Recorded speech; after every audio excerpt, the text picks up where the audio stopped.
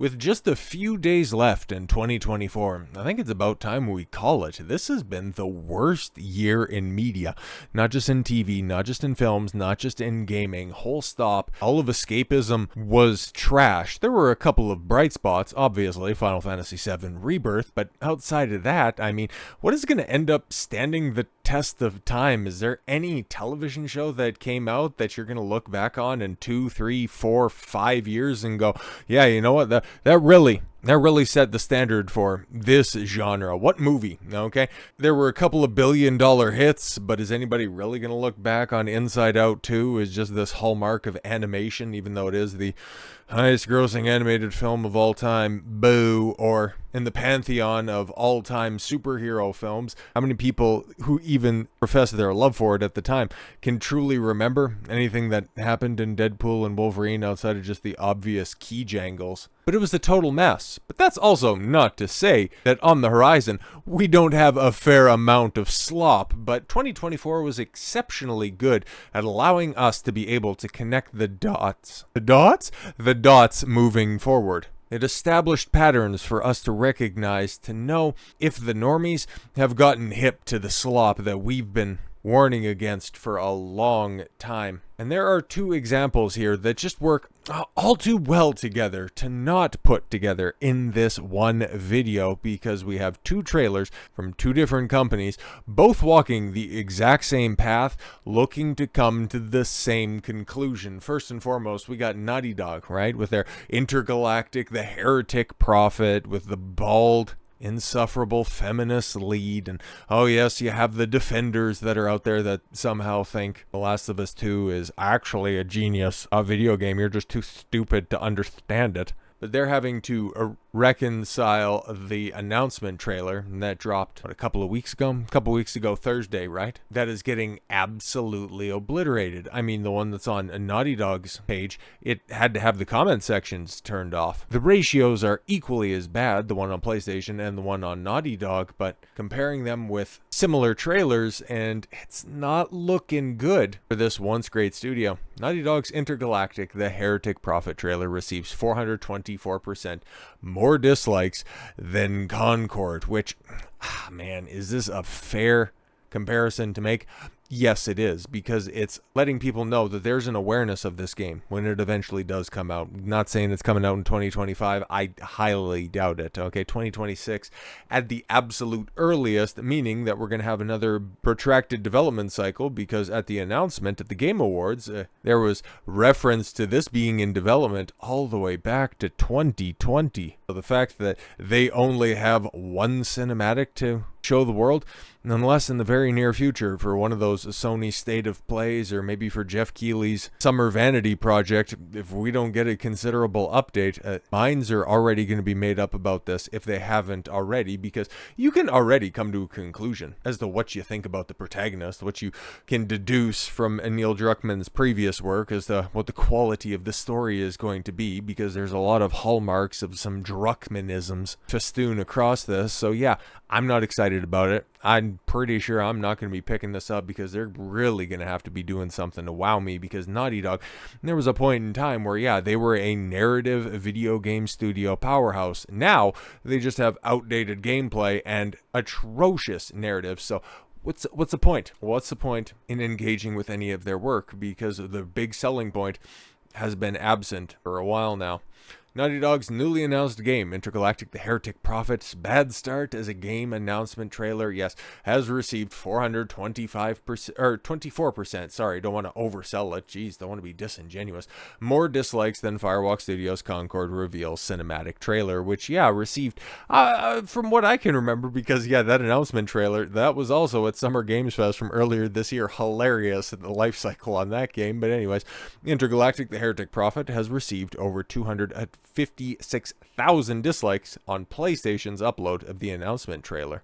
In comparison, Concord's Reveal cinematic trailer, which was also uploaded to the PlayStation YouTube channel, received 41,000 dislikes. And yeah, you can see 592,000 views. Okay, kind of lacking from a 6 million subscriber channel, but the dislikes proportional to the view count, that's not very good. Okay, and then you just take a look at 2.1 million views in less than 2 weeks. That downvote proportionality, it's tracking with Concord. That's what makes this a fair comparison. Obviously, Intergalactic, the Heretic Prophet, yes, has more than 2.1 million views compared to Concord's 592,000. Nevertheless, not only does Intergalactic, the Heretic Prophet, have more overall dislikes, but the percentage of people who dislike the trailer is nearly double compared to Concord. 12.19% of everyone who watched Intergalactic's trailer disliked it.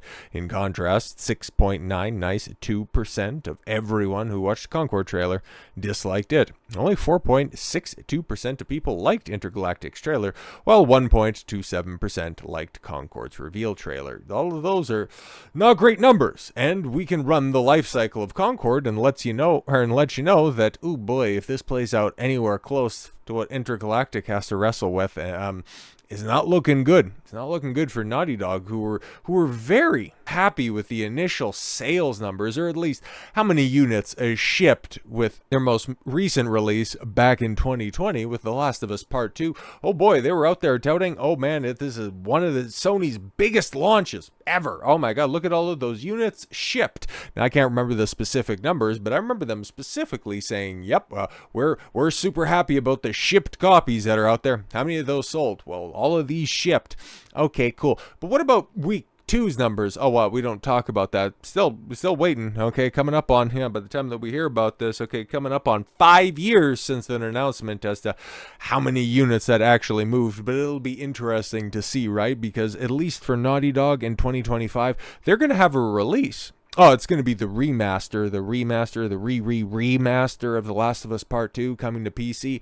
I can't wait to see those numbers in April, I think. It's going to be beautiful.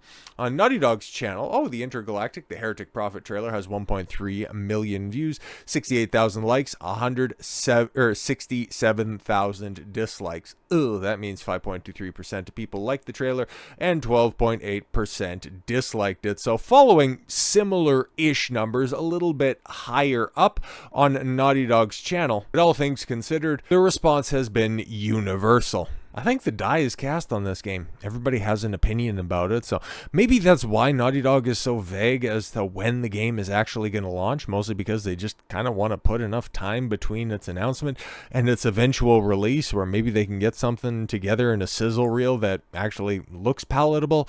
Or perhaps this will be Neil Druckmann, 5 years out of vogue, when you can just go ahead and try to shame people and hold up the badge of a traditional games journalist, love our games, so I don't know why nobody's playing it. Because by the time that they can run out all of those trite arguments, there will be the one outlet remaining, maybe GameSpot, because IGN looks to be in a shaky spot, and Kotaku, I doubt that they're going to survive 2025. And so a game is going to have to succeed on its own merits. And throughout 2024, we figured out really quickly which games were worthy of people's times and which ones ended up killing studios. Shifting gears a little bit, staying within the confines of upcoming releases and trailers, of course, we had Disney try to sneak release a trailer, which is kind of weird for one of your big tentpole releases on the year, and the first one up for the studio proper.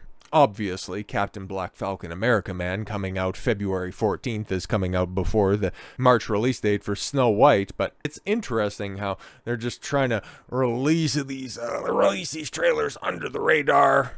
Even for the initial announcement trailer, they soft released it in the theaters, and then they drug their feet as long as they could before putting it out on social media, and it ended up receiving record interaction. That's about the nicest way we can put this. But Disney's Christmas Day Snow White preview sees another massive dislike ratio. You have to put this out on Christmas of all times. Crazy. At the same time that they're trying to astroturf the success of Mufasa, they're out here releasing little Snow White trailers on the slide. That's crazy.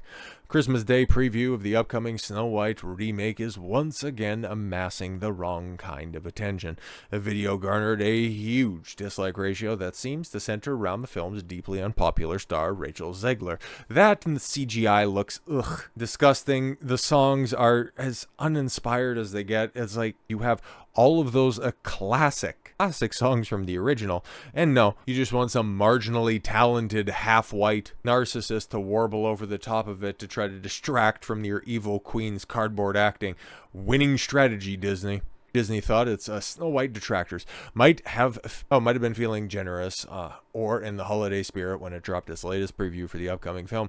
They were proven wrong. In what has become a predictable trend, viewers turned out in droves to click the thumbs down button on their latest Zegler-centric video.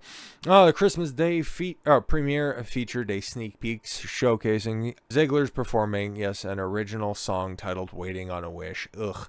Unfortunately for Disney, the reception on YouTube was once again an overwhelmingly negative one, with the song amassing around 16,000 dislikes compared to 2,900 likes as of writing. That's absolutely crazy. Let's take a look at what it looks like now when I'm recording this Sunday evening, so you guys can check this out on Monday. I don't need to hear it. I don't care about any of this stuff, but oh my god, guys, look at her. Isn't she? Oh god, just a mid right there. But yeah, 23,000 downvotes, 3,500 upvotes and 183,000 views in 4 days. That's pretty trash for, Disney's official channel. Because you remember, the first trailer, it was trending. This right here, not so much. You can't spin those numbers at all whatsoever. Such an unfavorable response isn't isolated to the song alone. Every trailer released, for Snow White has been met with a similar tide of dislike, signaling deeper issues behind the film's troubled launch. One of the primary criticisms revolves around the movie's visual and technical aspects. Many viewers have taken issue with the CGI dwarves, describing them as laughable and failing to meet the high standards traditionally associated with Disney's productions. Yes, we could run down the list of reasons why this thing is going to be a disaster, but I think we can all come to the conclusion that this one, it's definitely going to miss the mark. I'm a little bit surprised. Not really, just given the time of year it is, how well Mufasa's performing. Not to say that it's, like a knock it out of the park home run. I think there's some funny accounting going on from Disney, that's for sure, and especially the way that it's running neck and neck with Sonic, considering that film is in 400 fewer theaters. It's just something we'll have to talk about in coming days here. I'm not entirely convinced everything's on the up and up there. But Disney had an awfully good 2024. Financially speaking, okay, box office speaking, not so much financially, because Disney Plus was supposed to turn a profit, and did that end up happening at the end of the year? Oh no, it didn't. Oh well, you're just a few more episodes away, or releasing a few more episodes of Agatha all along the way from turning a profitability. I bet that was probably what you needed right there. That was definitely what was missing. But of course, casting our gaze ahead to 2025, and well, the only thing that really hops off the page is something that might end up turning a profit, at least in the early phases of the year. Perhaps that Lilo and Stitch projects. Perhaps, because that's one that could easily translate over to live action, and it could end up being a big hit because Lilo and Stitch is wildly popular, and it doesn't have an insufferable cast attached to it. Going to be interesting to see, because the text has been written. The obvious examples for success have been laid in 2024. Disney can make money if they get out of politics. They just have to get over this Snow White-sized hurdle and potentially a backlog of charged content in order to maybe turn a corner next year. Who knows? Time will tell, I suppose. So with all that said, thank you all very much for the gift of your time. I've been Don Consuelo. I want you to follow your gut and get after it. Take care, everyone.